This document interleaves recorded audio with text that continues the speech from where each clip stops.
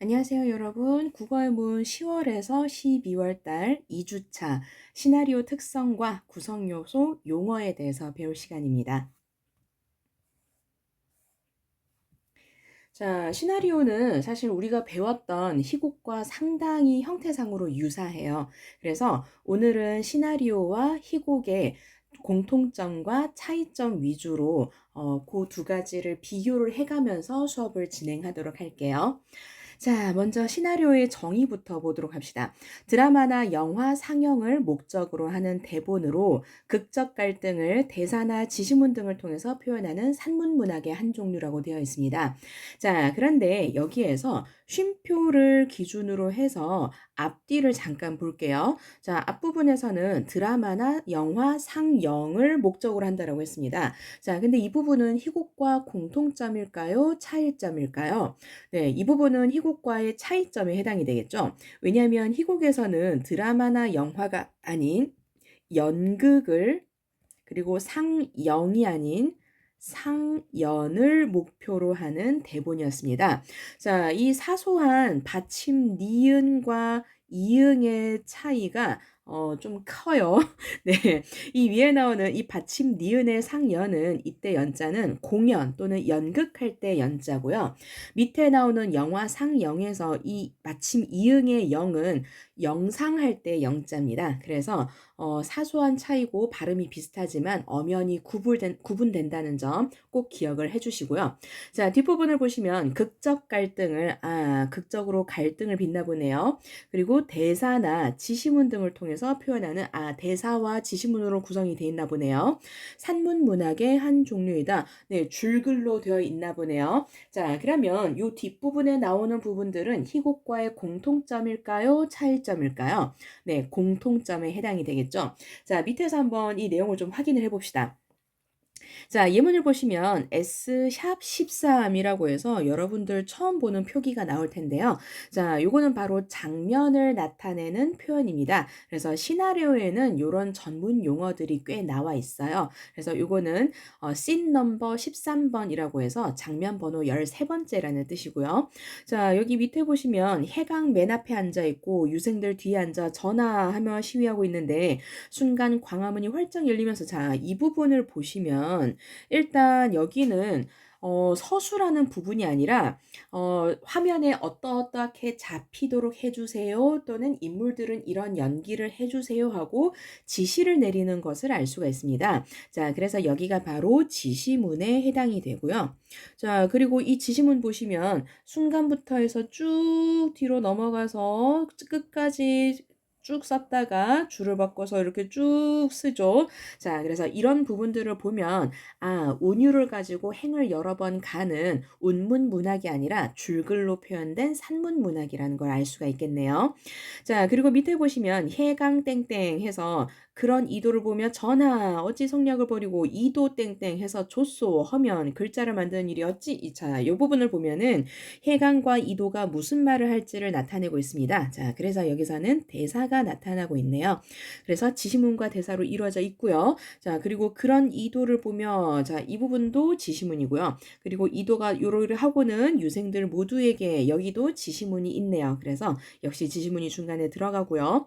자, 해강과 이도의 이 대화 내용을 보시면 지금 해강은 임금님 왜 우리가 오랑캐 되려고 합니까? 왜 세 글자 만들어서 굳이 중국하고 반대하려고 합니까? 이런 얘기에 이도는 이게 바로 세종대왕이죠.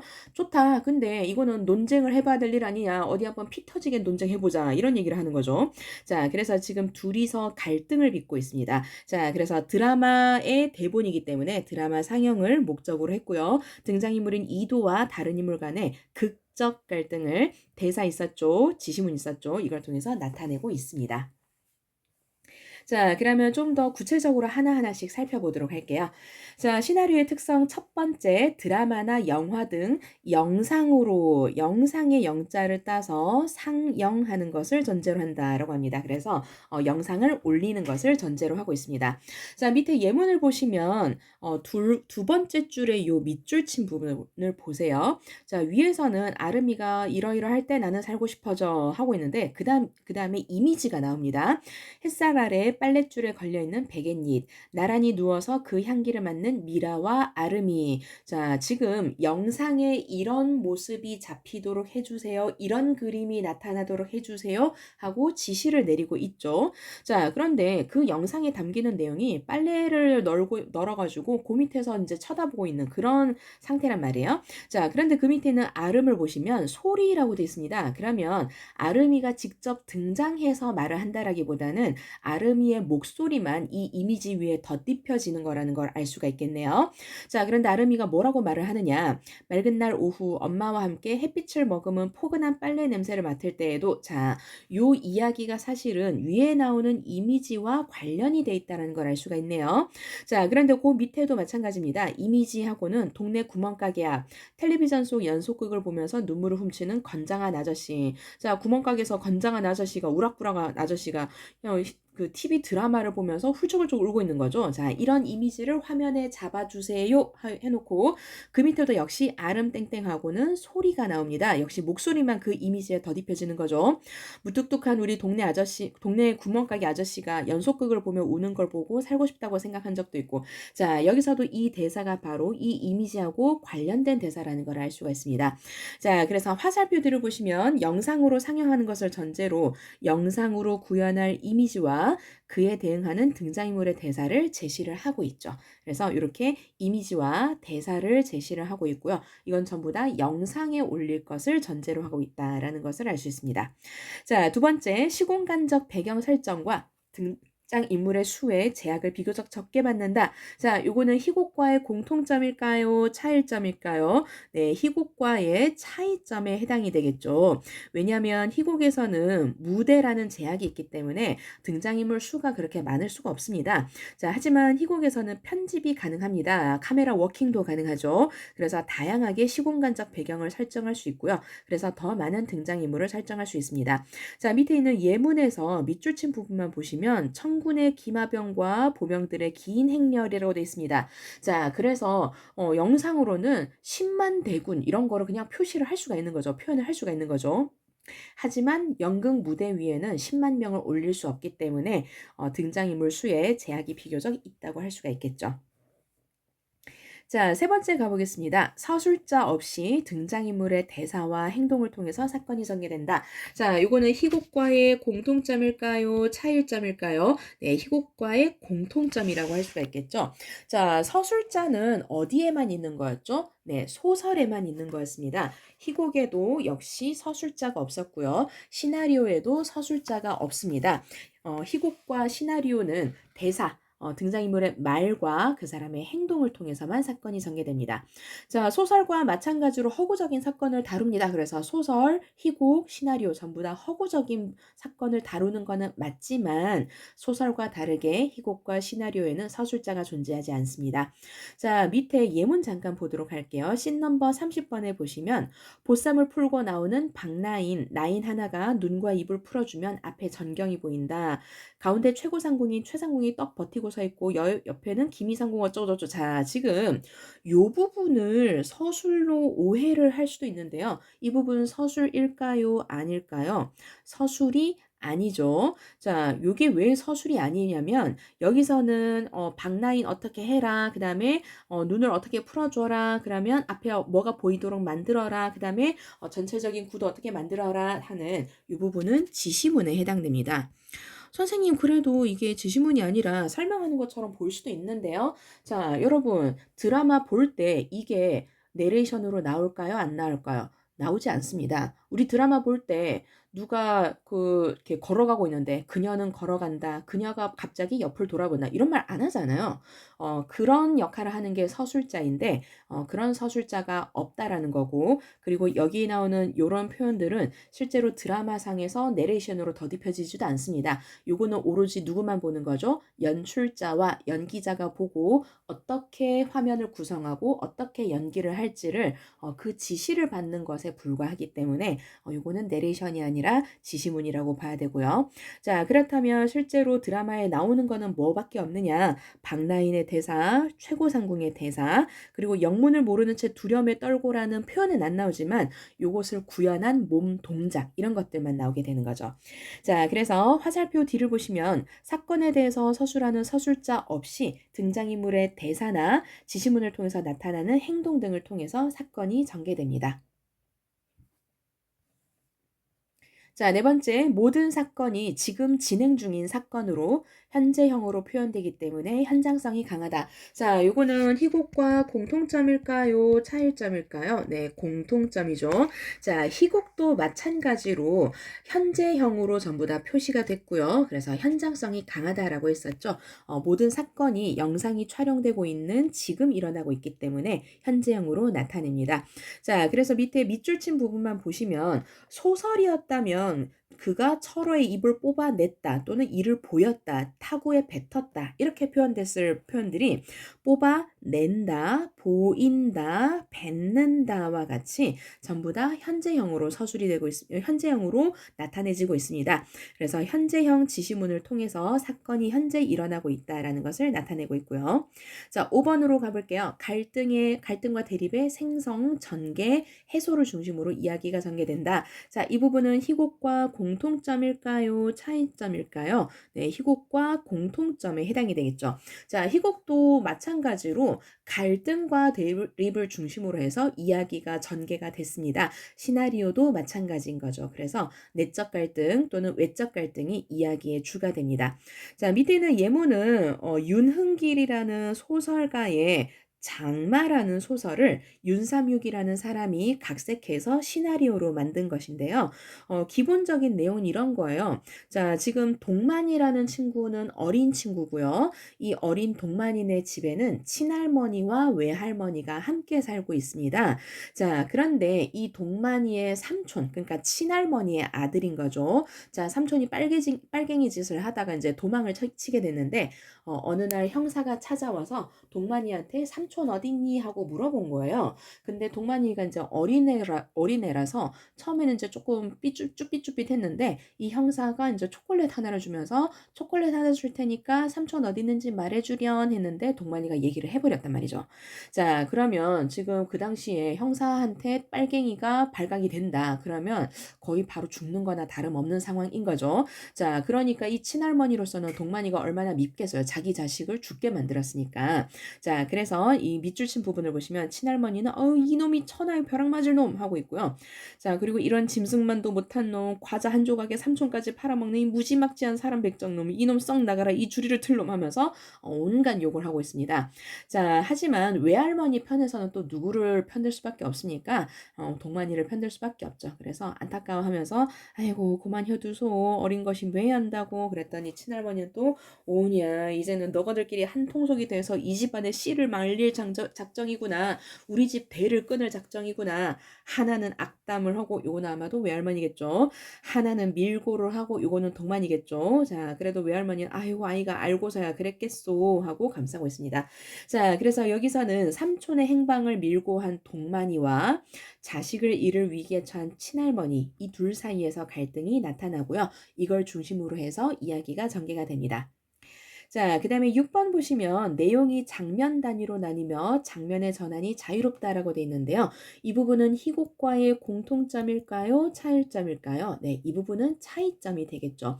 자, 희곡에서는 배경이 바뀌었다, 장소가 바뀌었다 이런 것을 나타내기 위해서는 무대 세트를 바꿔야 하는데요. 바로바로 바꿀 수 없으니까 그래서 만든 장치가 뭐였죠? 그게 바로 막이었죠. 그래서 막을 내리고 뒤에 세트를 바꾸고 다 바꾼 다음에 막을 여는 이런 방식을 사용했는데 이 막을 여러 번 쓸 수가 없기 때문에 사실 무대 전환이 그렇게 자유롭진 않습니다.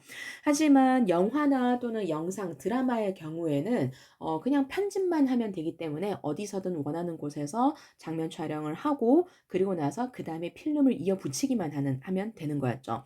자, 그래서 예를 한번 들어보자고요. 자, 유괴된 아이가 인제 유괴된 아이 얘기를 한번 생각해 보자고요. 자, 납치범이 인제 동네 아이를 유괴를 했습니다. 그리고 나서 이 아이한테 "엄마 전화번호가 뭐니? 너는 집이 어디니? 집에 어디에 뭐 금고 같은 거 있는 거 봤니? 아빠 직업은 뭐니?" 이런 거를 이제 물어보고 있고, 아이는 눈물을 뚝뚝 흘리면서 겁에 질리는 장면이 있다고 해 보자고요. 자, 그러면 그것과 동일한 시각에 다른 곳에서는 무슨 일이 벌어지고 있을 것인가? 자, 요거를 인제 교차 편집을 하는 거죠. 그래서 아이가 눈물을 뚝뚝 흘리고 있고, 그다음 장면에는 엄마 아빠가 인제 막 분주히 돌아다니면서 걱정을 하면서 여기저기 전화를 하고 있고, 그런 상황에서 또 형사들은 인제 모여 가지고 아이를 마지막으로 발견한 부분을 막 이제 보면서 뭐 취조를 하고 또 인제 회의를 하고 있고, 또 한편으로 인제 국과수에서는 인제 증거를 분석하고 있고, 그러는 와중에서 편의점에서는 CCTV에 마지막 아이가 잡힌 장면이 딱 나오고 있고, 요런 식으로 같은 시간 안에 어떤 일이 벌어지고 있는지 교차 편집을 해서 왔다 갔다 왔다 갔다 요렇게 편집을 할 수 있는 거죠. 그래서 그 정도로 장면 전환이 자유롭습니다. 자, 밑에는 예문을 보시면 씬 넘버 61 번에서는 운동장이 공간적 배경이죠. 자, 그리고 시간적 배경은 낮입니다. 자, 그런데 바로 다음 장면인 씬 넘버 62 번에서는 운동장에서 곧바로 공간적 배경이 홍현네 안방으로 바뀌었습니다. 그리고 시간적 배경도 낮에서 밤으로 바뀌었죠. 그래서 한 장면만에 바로 이렇게 장면 전환이 쉽게 이루어질 수 있다라는 것을 볼 수 있습니다. 자, 그리고 여기 한 가지만 좀 양해를 좀 부탁드릴게요. 자, 여기 출처가 좀 잘못됐는데요. 요거는 이영재의 내 마음의 풍금입니다.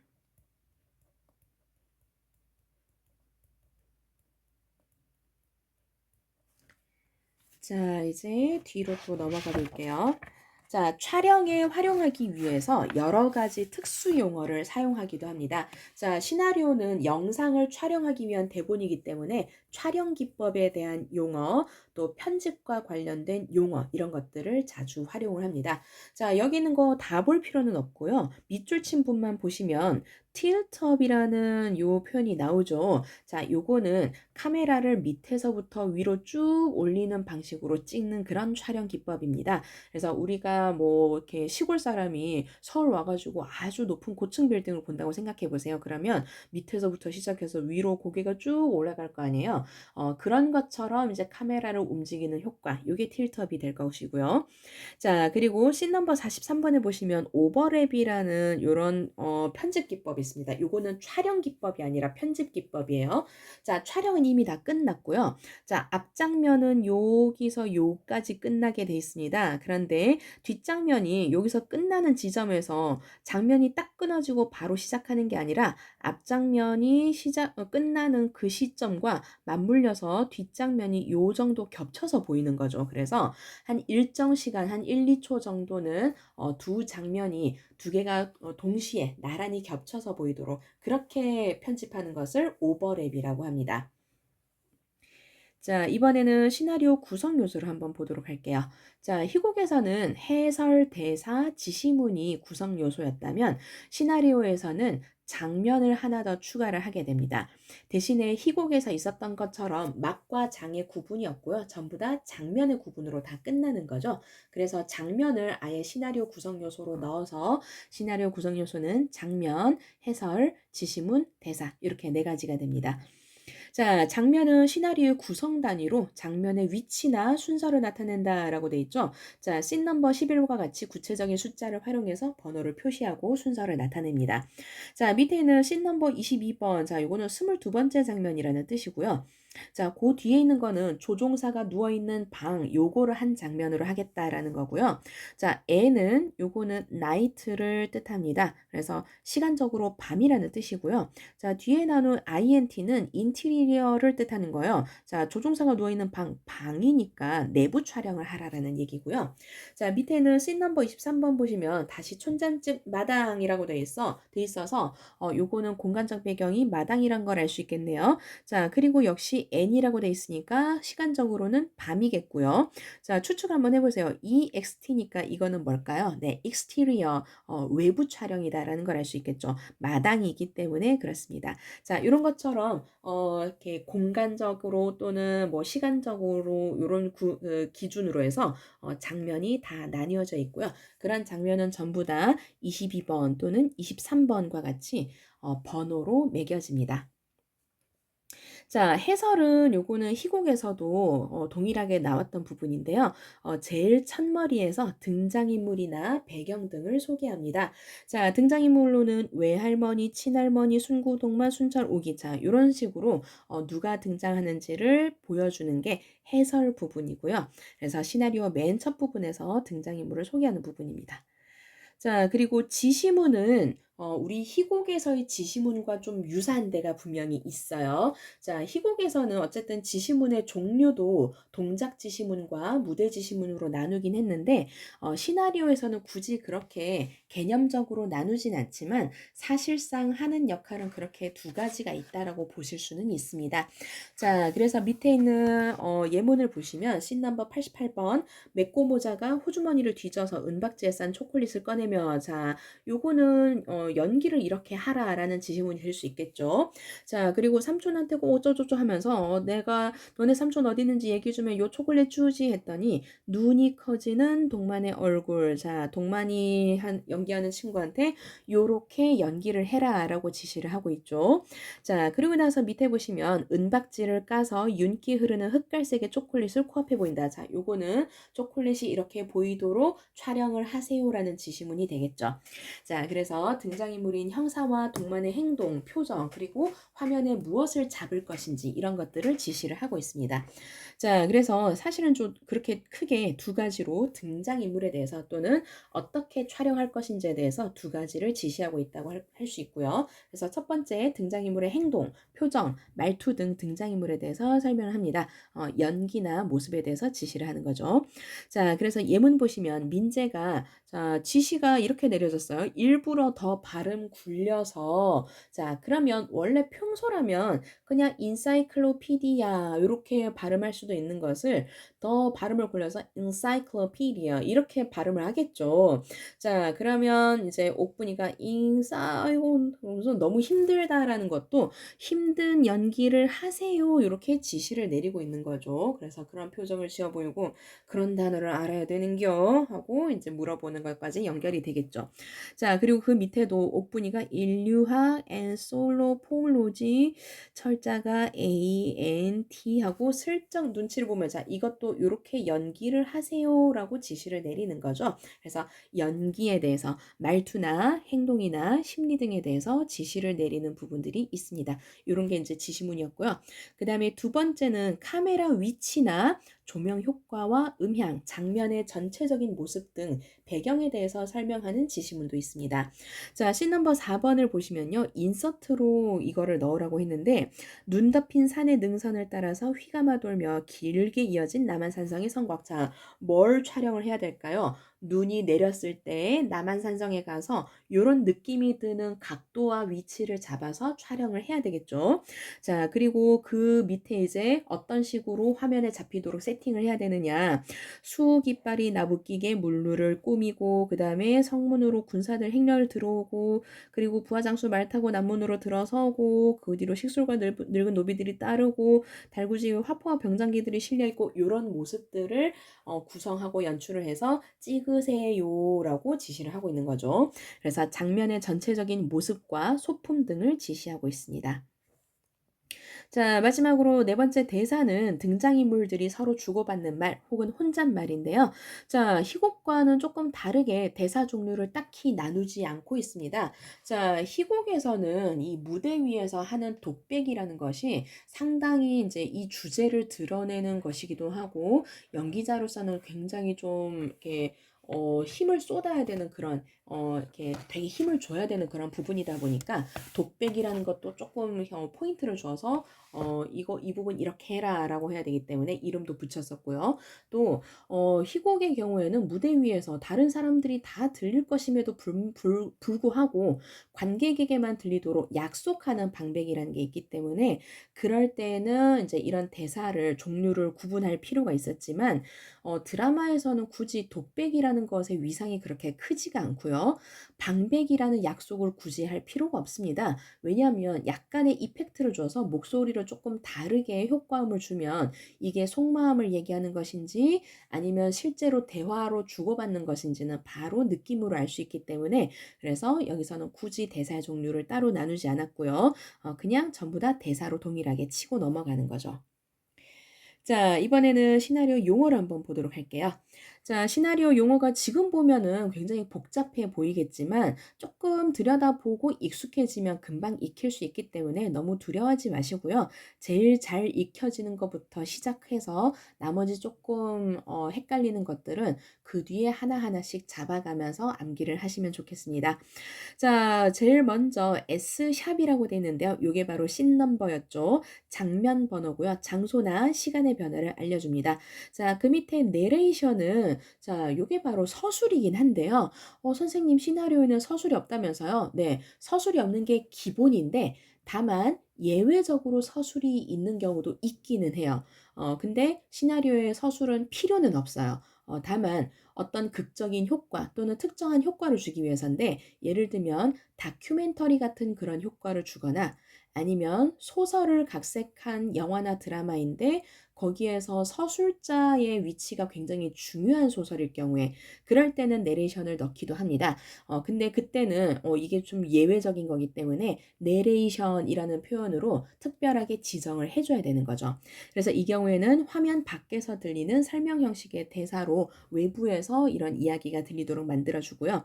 이펙트는 효과음을 말합니다. 말 탈 때 따그닥 따그닥 하는 거라든지 또는 찰싹찰싹이라든지 이런 것 전부 다 효과음에 해당이 되고요. 자, 몽타주라는 거는 서로 다른 것들을 모아가지고 전체 큰 그림을 만드는 건데요. 자, 따로 촬영한 장면을 떼어 붙여서 화면을 떼어 붙여서 새로운 영상으로 편집하는 기법입니다. 사건의 진행을 압축해서 보여주는 장점이 있는데요. 그래서 요 아까 선생님이 말했던 그런 방식을 몽타주라고 생각하시면 됩니다. 자, 그리고 CU는 클로즈업이라고 해서 특정한 부분을 강조하기 위해서 사물이나 인물을 크게 확대해서 보여주는 것이고요. OL은 오버랩이라고 합니다. 아까 봤듯이 하나의 화면이 끝나기 전에 다음 화면을 겹쳐서 장면을 전환하는 거고요. 자, 밑에 있는 FI와 FO는 두 개를 엮어서 익혀주시면 더 좋습니다. FI는 fade in이라고 해서 어두운 화면이 점점 밝아지는 것입니다. 자, 여러분 생각해 보세요. 어두웠다가 점점 흐리게 하면서 밝아지는 경우에는 장면이 시작하는 걸까요? 아니면 끝나는 걸까요? 네, 장면이 시작하는 거겠죠. 자, 그러면 그 장면으로 들어간다라고 해서 fade in이라는 표현을 쓰고요. 자, fade out은 밝았다가 점점 어두워지는 것입니다. 자, 그러면 이 경우에는 장면이 시작하는 걸까요? 장면이 끝나는 걸까요? 장면이 끝나는 것이 되겠죠. 자, 그래서 장면에서 나간다라는 그런 의미에서 fade out이라는 표현을 쓰고 있는 거죠. 자, 그 밑에 나와 있는 INS는 insert의 약자입니다. 자, insert라는 건 끼워 넣는다라는 뜻이잖아요. 그래서 화면과 화면 사이에 다른 화면을 끼워 넣는 것입니다. 그래서 잠깐 그 화면을 보여주는 거라고 생각하시면 되고요. 사진 장면 이런 것들을 보여주는 거라고 생각하시면 됩니다. 자, 숏은 카메라가 중간에 끊지 않고 한 번의 연속 촬영으로 찍은 장면입니다. 그래서 한 번 찍은 한 단위의 장면이다라고 생각하시면 되고요. 자, 시퀀스는 일련의 또는 연속이라는 뜻이죠, 원래. 그래서 몇 개의 장면이 연속적으로 모여서 구성된 하나의 구성 단위를 시퀀스라고 합니다. 자, 컷투라는 거는 요거 조금 특이한 건데요. 자, 하나의 장면 내에서 시간의 흐름, 과정 생략 등을 나타내는 것입니다. 자, 이를테면 우리가 친구를 초대해서 집에 왔을 때를 한번 상상해 보세요. 자, 띵동 하고 이렇게 도어벨 소리가 들리고 인터폰으로 친구 얼굴을 확인한 다음에 인터폰을 끄고 걸어 나가서 문의 잠금쇠를 열고 그리고 문을 열면 친구 얼굴이 보이고요. 그럼 친구가 걸어 들어와서 문을 닫고 우산을 접어서 옆에다가 놓은 다음에 그리고 구두를 벗고 올라와서 악수를 하고 그리고 화장실로 뚜벅뚜벅 걸어가서 문을 열고 문을 닫고 수도꼭지를 틀고 손을 씻고 비누칠을 하고 손을 다시 헹구고 수건으로 손을 닦고 문을 열고 문을 닫고 걸어와서 식탁에 앉는다. 정말 자질구레한 게 너무 많을 것 같지 않습니까? 자, 이 모든 거를 다 화면에 담을 필요는 없잖아요. 경제적으로 표현을 해야 되겠죠.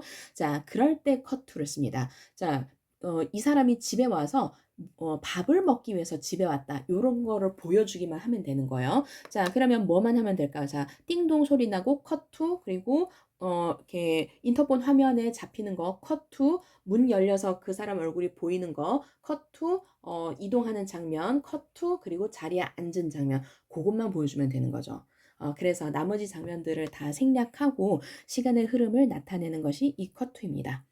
자, 마지막으로 희곡과 시나리오의 특징을 한번 비교를 해볼게요. 자, 먼저 차이점부터 한번 봅시다. 자, 목적을 가지고 구별했을 때 희곡은 무대에 상연하는 것이 목적이고요. 시나리오는 영화나 드라마를 상영하는 것이 목적이었습니다. 자, 그리고 희곡은 막과 장이 구성단이라면 시나리오는 씬, 장면이 구성단이었고요.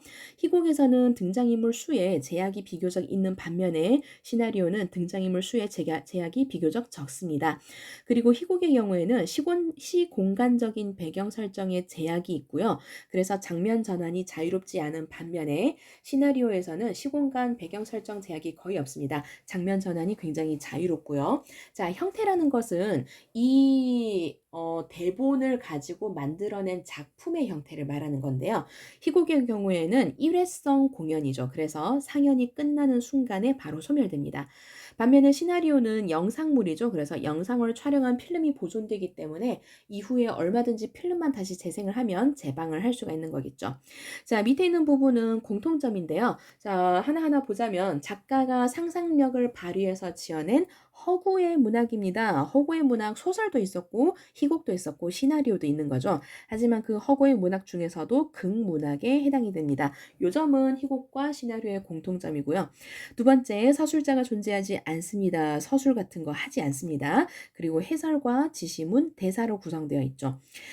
세 번째, 현재형으로 제시되는 등장인물의 대사와 행동을 통해서 사건이 진행됩니다. 자, 다섯 번째 보시면 이 부분 좀 문제가 있는데요. 여러분, 발단 전개 위기절정 대단원의 5단계라고 하면 희곡과의 공통점이라고 할 수는 없지 않겠어요? 자, 어느 부분을 고쳐야 할까요? 자, 위기와 절정을 빼야 하고요. 뭘 넣어야 될까요? 발단 전개, 절정, 하강이라고 나눠야 되겠죠. 그래서 이 부분은 오타니까 고쳐주세요. 자, 이렇게 5단계에 따라서 사건이 진행됩니다. 자, 그러면 요 뒤에 있는 문제를 한번 풀어보도록 할게요. 자, 여러분 잠깐 스탑 버튼 눌렀다가 문제를 다 푼 다음에 다시 플레이를 해서 같이 답을 한번 확인해 보도록 하겠습니다. 자, 다 풀었으면 답만 한번 쭉 훑어볼게요. 자, 첫 번째, 요거는 5가 맞죠? 두 번째도 5가 맞습니다. 자, 세 번째는 X인데요. 어디가 틀렸을까요? 장면 전환이 자유롭지 않다라고 했는데 자유롭습니다. 그래서 이 부분이 틀렸죠. 자, 네 번째는 X죠. 카메라 위치도 지시할 수가 있죠. 그래서 틀린 거였고요. 자, 1번의 답은 2번이죠. 여기에서는 과거형으로 표현된다는 게 틀렸습니다. 사건이 과거에 촬영된 사건은 맞을 수 있는데요. 하지만 어쨌든 지시문은 현재형으로 표현이 돼야 되죠. 그래서 답이 2번이었습니다. 자, 두 번째, 답은 4번입니다. 자, 여기에 나오는 카메라가 중간에 짧게 끊어가며 동시에 촬영한 한 장면을 하나로 이어놓은 것. 자, 요거는 바로 뭘까요? 몽타주에 대한 설명이죠. 샷은 한 번 끊지 않고 연속으로 촬영한 한 단위를 샷이라고 했었죠. 자, 3번의 답은 몇 번입니까? 네, 1번이죠. 자, 나머지 왜 틀렸는지 보도록 할게요. 자, 2번에서 시나리오는 희곡과 달리 상연을 목적으로 한다라고 했는데 이렇게 하면 안 되죠. 발음이 비슷하다고 하더라도 정확하게 써줘야 됩니다. 상영이죠. 그래서 틀렸고요. 자, 세 번째, 희곡은 시나리오와 달리. 자, 달리가 틀렸네요. 희곡과 시나리오 둘 다 대사를 통해서 사건이 진행됩니다. 자, 4번은 어디가 틀렸습니까? 네, 여기서도 역시 마찬가지로 달리가 틀렸죠. 둘 다 작가가 상상력을 발휘해서 지어낸 이야기에 해당이 됩니다. 자, 다섯 번째, 시나리오와 희곡이 전부 다 등장인물의 수를 설정하는데 제약이 없다라고 했는데요. 시나리오에 대해서는 맞는 설명이지만 희곡에 대해서는 맞는 설명이 아니죠. 그래서 틀렸습니다. 자, 4번으로 가볼게요. 윗글에 대한 설명으로 적절하지 않은 것은 답은 4번이죠. 이거는 뭐 어렵지 않았죠. 외적 갈등이 여기서는 지금 나타나고 있지 않고요. 그 다음에 5번의 답은 몇 번입니까? 자, 지금 윗글의 기억은 몽타주 기법이고요. 그리고 보기 니은은 인서트입니다. 자, 그러면 답은 3번이었죠. 자, 나머지가 왜 틀렸는지 잠깐 보도록 할게요. 자, 1번에서 기억은 맞는 설명이지만 니은은 맞는 설명이 아니죠. 얘는 인서트에 대한 설명이 아니라 바로 시퀀스에 대한 설명이었습니다. 자, 그 다음에 2번에서는 니은은 맞는 설명이지만 기억이 틀린 설명이죠. 자, 기억은 뭐에 대한 설명이었죠? 네, 오버랩에 대한 설명이었죠. 자, 4번에서는 둘 다 틀렸습니다. 4번의 기억 부분은 요거는 페이드 아웃에 대한 설명이었고요. 뒤에 나오는 니은에 대한 설명도 틀렸고요. 얘는 숏에 대한 설명이었습니다. 자, 6번으로 가보도록 할게요. 자, 6번에서는 답이 몇 번일까요? 네. 여러분 이거를 좀 많이들 틀리더라고요. 자, 나머지는 다 맞는 설명이거든요. 자, 여기에서 확실하게 틀린 거는 1번입니다. 왜냐하면 서술은 시나리오에 나오지 않습니다. 서술은 얘는 뭐를 생각했다 또는 그는 뜨끔했다 이런 것들을 얘기를 해주는 건데 시나리오에서는 그런 부분들이 없죠. 그래서 서술은 나타나지 않습니다. 7번으로 가볼게요. 자, 윗글에 해당하는 갈래에 대한 설명으로 적절한 것은 지금 시나리오에 대한 설명으로 적절한 걸 찾으라는 거죠. 자, 그러면 답은 5번이 될 거고요. 나머지 왜 틀렸는지 보도록 할게요. 자, 1번에서는 서술자가 등장한다라고 했는데 서술자 등장하지 않고요. 서술도 없습니다. 자, 2번에서는 발단 전개 위기절정 결말이라고 했는데요. 위기절정이 아니고요. 발단 전개 절정 하강 결말의 5단계로 제시가 되는 거죠. 자, 그리고 3번에서는 등장인물의 행동을 장문의 해설을 통해서 제시하는 게 아니라 지시문을 통해서 제시를 하는 거죠. 그 다음에 네 번째, 갈등을 다뤄야죠. 그래서 틀렸던 거고요. 답은 5번이 맞습니다. 자, 8번에서는 지금 보기가 지시문을 나타내고 있는 건데요. 자, 그래서 지시문에 해당하는 것들을 찾으면 4번, 기억, 니은, 리을이 되겠죠. 자, 9번으로 가보겠습니다. 자, 윗글과 보기가 속한 갈래를 비교한 바로 적절한 것은 이라고 했는데요. 자, 윗글은 시나리오고요. 보기는 희곡입니다. 자, 그러면 이 둘을 비교한 바로 적절한 것이 무엇이냐? 자, 답은 5번이죠. 자, 요거 답 찾는 건 그렇게 어렵지 않았을 텐데 나머지가 왜 틀렸는지 설명을 하실 수 있어야 됩니다. 자, 첫 번째, 보기의 갈래와 달리 윗글의 갈래는 사건과 갈등을 진행시키고 주제를 암시적으로 드러내는 요인으로 대사를 활용한다라고 했는데 다르지가 않죠. 둘 다 갈등을 진행시키는 요인으로 대사를 활용하고 있죠. 그래서 1번은 틀렸고요. 자, 두 번째, 보기의 갈래와 달리 윗글의 갈래는 장과 막을 활용하여 서로 다른 사건들을 연결하여 제시한다. 자, 윗글의 갈래가 시나리오고요. 보기의 갈래가 희곡입니다. 장과 막을 활용하는 것은 희곡이죠. 그래서 이 두 개가 순서가 바뀌었죠. 세 번째, 윗글의 갈래와 달리 보기의 갈래는 관객에게 공개되는 것을 전제로 한다. 다르지 않습니다. 둘 다 관객에게 공개되는 것을 전제로 하고 있죠.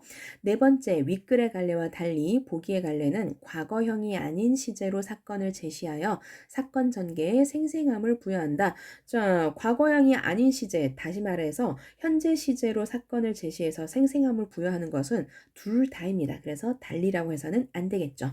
그래서 답은 5번이고요. 자, 넘어가기 전에 잠깐만 한번 생각해 봅시다. 자, 윗글의 갈래와 보기의 갈래는 첫머리에서 배경이나 등장인물 등 관객에게 소개하는 구성 요소를 가진다라고 했는데 이 구성 요소가 무엇인가요? 이게 바로 해설이죠. 네. 그래서 둘은 희곡과 시나리오는 둘 다 해설이라는 구성 요소를 가지고 있었습니다. 자, 마지막 10번의 답은 어렵지 않습니다. 네, 답 3번이죠. 등장인물의 수가 제한되지 않습니다. 네. 요렇게 해서 지금 10문제까지 다 풀어 보았고요. 현장에서 인제 문제 10개 중에서 몇 개를 맞췄는지 봤더니 한 10% 15% 정도는 10 개를 다 맞췄더라고요. 그래서 그렇게까지 엄청 어려운 문제는 아니었고요. 그래서 여러분들도 고거를 감안하셔서 '쪼끔 집중력 있게 문제를 풀어야겠구나.'라고 느끼면 좋을 것 같습니다. 자, 요번 주에는 이제 이 시나리오를 가지고 쪽지 시험을 칠 테니까 준비 열심히 해서 오도록 하시고요. 자, 우리 이제 독서 수업도 얼마 남지 않았습니다. 국어의 문도 얼마 남지 않았고요. 남은 기간 그래도 최선을 다해서 같이 공부를 해서 유종의 미를 거두도록 합시다. 꼼꼼히 공부해서 테스트에서 제시 없도록 노력했으면 좋겠습니다. 네, 여러분들 수고하셨고요. 주말에 보도록 할게요. 안녕.